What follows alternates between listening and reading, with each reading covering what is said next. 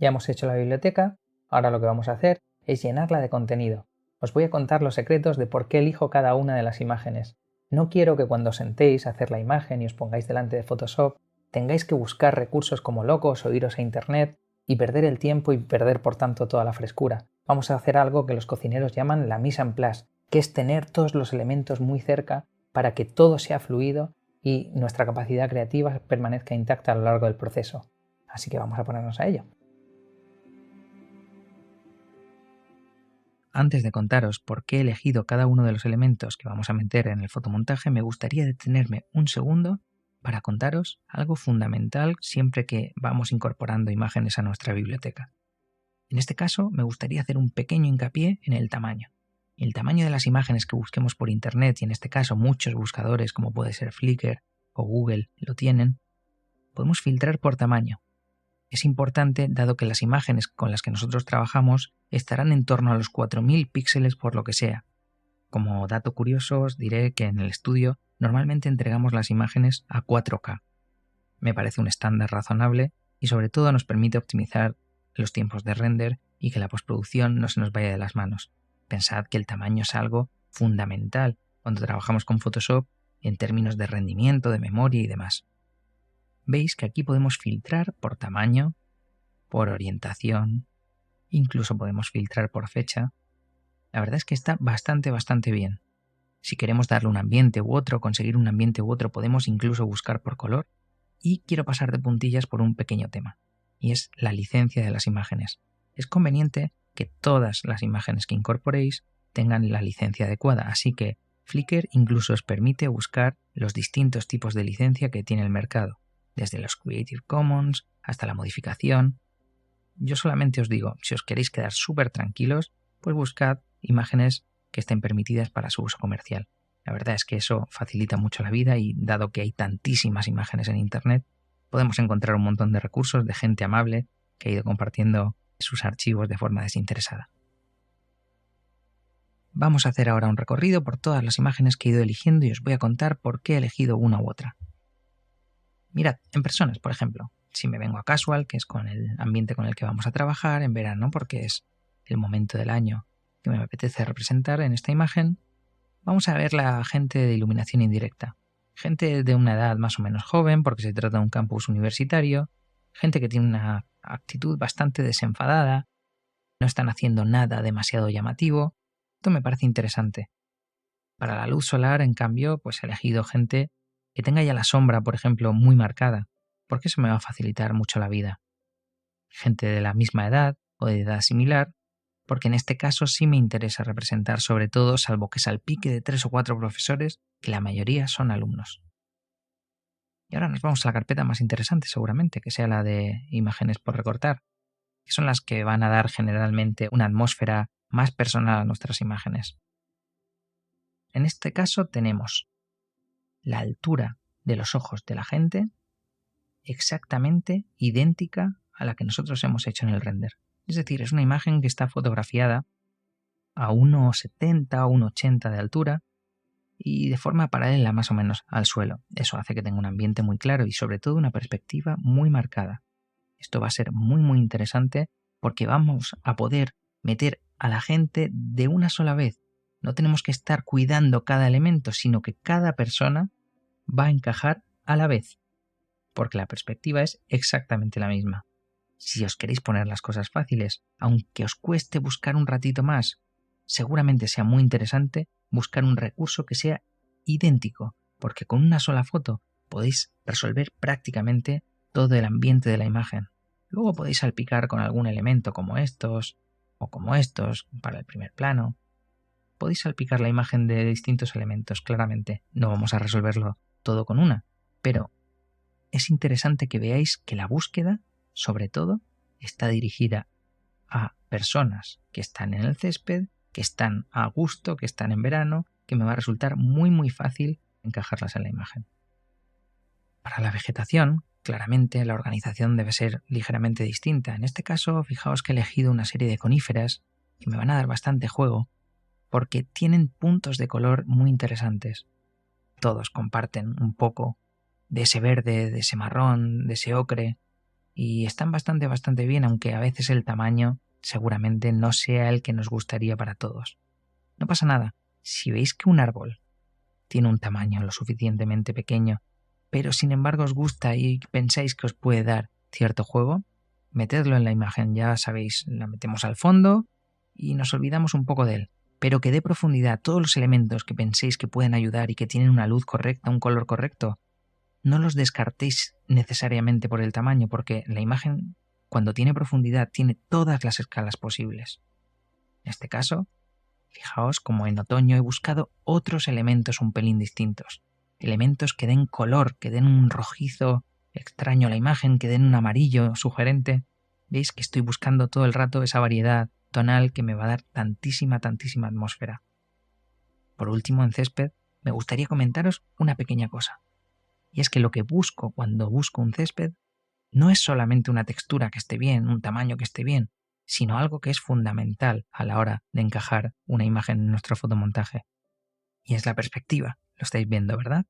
Veis que este césped está perfectamente dispuesto para encajar de perspectiva en nuestra imagen. Igual que este. Estoy buscando imágenes que se vea bastante el césped y sobre todo que tenga ese tamaño de brizna grande y a su vez ese tamaño pequeño al fondo. Aquí podemos representar un primer plano súper claro y luego al fondo ya prácticamente se desvanece.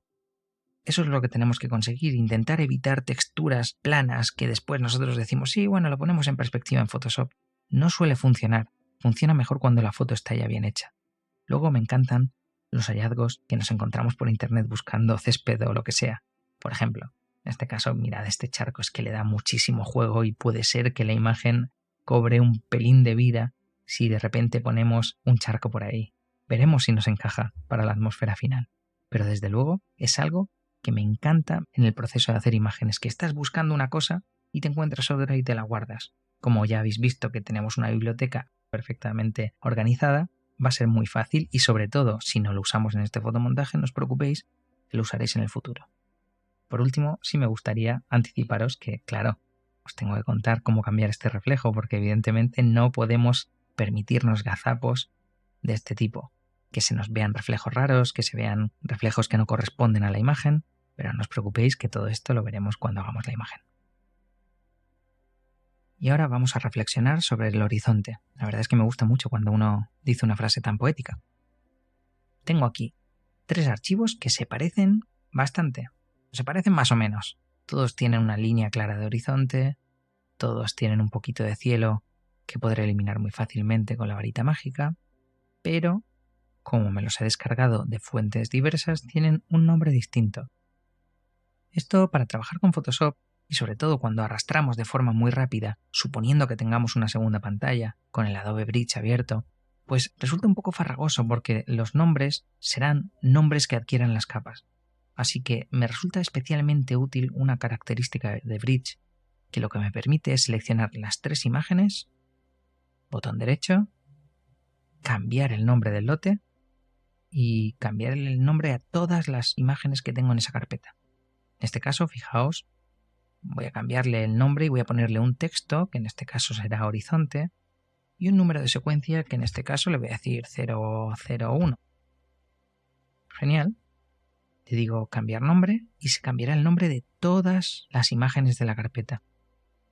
Esto es súper útil porque precisamente será el nombre de las capas que nosotros tendremos en Photoshop. Así que ya nos lo estamos poniendo todo muy fácil para hacer el fotomontaje. Voy a abrirlo en Photoshop para ver alguna pequeña consideración. Veis que no está pasando lo que os había prometido. El archivo efectivamente aquí arriba, del cual ya aprovecho para deciros que veis que se llama horizonte-001.jpg, está al 100%. Estamos trabajando en modo RGB a 8 bits por canal. Veis que este archivo consta de una capa que se llama fondo y está bloqueada. Si yo pincho encima del candado, se desbloquea, pero se sigue llamando capa 0. Esto no es lo que os había prometido. Yo os había dicho renombrarla en Bridge y así seguro que tenéis una capa con el mismo nombre. Pues bien, si yo me traigo el archivo desde Bridge, veis que efectivamente lo hace. lo he arrastrado encima de mi lienzo. Entonces se está incluyendo con estas aspas, de forma que todavía tengo que confirmar que efectivamente lo voy a incluir a ese tamaño. Esto es importante. Y sobre todo, más importante, ya viene con el nombre. Esto no sabéis hasta qué punto va a ser útil cuando hagamos un fotomontaje con infinitas capas. Así que efectivamente confirmamos, ya tenemos una capa que tiene el mismo nombre que el archivo que habíamos puesto en Bridge. Sin embargo, hay otra manera de incluir un archivo en Photoshop, y es no tanto arrastrando encima de nuestro lienzo, sino arrastrando encima de Photoshop. En ese caso, sí veréis que se abre en un archivo aparte y podéis hacer todo tipo de cosas y consideraciones que tengáis con esta imagen. Pero es muy importante eso, que sepáis que no es lo mismo arrastrar encima del lienzo que encima de Photoshop y que va a hacer cosas totalmente distintas. Por último, me gustaría contaros una cosa, y es que no hace falta que seáis súper mega cuidadosos con la búsqueda por color, porque luego siempre se puede ajustar en Photoshop. Voy a eliminar esta capa arrastrándola encima de la papelera. Perfecto. Me quedo solamente con la capa 0, que es la capa de esta imagen. Pues bien, hay formas de ajustar el tono de la imagen. Yo supongo que ya estaréis bastante familiarizados con esto, pero me gustaría hacer mucho hincapié en que es muy distinto hacerlo a través de imagen, ajustes, tono saturación, por ejemplo, en cuyo caso estáis destruyendo información, la capa original, la capa 0, está siendo destruida para dar paso a esto que estáis viendo, tan rosa. Y esto, por mucho que tengamos la posibilidad de dar 50 pasos hacia atrás o 100 o los que sea, es bastante cuestionable porque a lo largo del fotomontaje nosotros vamos a querer cambiar la tonalidad porque introduciremos un elemento que nos guste más si queremos potenciar a lo mejor los amarillos. Es decir, queremos hacer un trabajo dinámico. Y para hacer un trabajo dinámico y no destructivo, nos tenemos que venir aquí a este pequeño yin-yang que mantiene el equilibrio de Photoshop y buscar uno de los ajustes que queramos hacerle, que en este caso son muy parecidos, si no los mismos, a los que encontramos en imagen ajustes. Voy a ajustar el tono saturación de la imagen. Como consejo os diré que no os preocupéis en este caso porque todos los tonos vayan a la vez. No pasa nada. Puede ser que os gusten a lo mejor los amarillos pero los verdes no os convenzan. Este matiz a mí me ha resuelto muchísimos problemas a la hora de colorizar una imagen. Tic. En vez de ajustar todos los tonos de una imagen, a lo mejor son solamente los verdes los que quiero dotar de muchísimo más naranja, o a lo mejor son los amarillos los que quiero precisamente potenciar. Esto a veces es un poco imprevisible porque todos los colores están impregnados a su vez de otros. Pero es importante que veáis cómo a lo mejor ajustando solamente los cianes, el cielo ya por ejemplo coge un tono morado, o a lo mejor ajustando los rojos podéis darle mucha más saturación a estas zonas de aquí, generando ese interés que hemos visto que trabajan también los pintores de la escuela del río Hudson. La verdad es que este ajuste, siendo algo súper básico y que tenemos muy controlado desde hace muchísimo tiempo, me parece increíble. Así que recapitulando un poquito, me gustaría que no os obcequéis demasiado en que la imagen esta tenga un color u otro, porque al final los colores es algo que se puede ajustar, incluso la luminosidad. Si nosotros decimos tic, activo esta capa de ajuste, veis qué maravilla, tic tic, y le bajo la luminosidad a todo. Estos son parámetros que son muy modificables, así que no os preocupéis por eso. Igual que he sido muy pesado con lo de que la perspectiva era imprescindible, he sido súper pesado con lo de que el tamaño era muy importante. Con el color vamos a ser un poco más flexibles porque Photoshop, si algo tiene, es que nos va a permitir trabajar con el color de una forma súper precisa.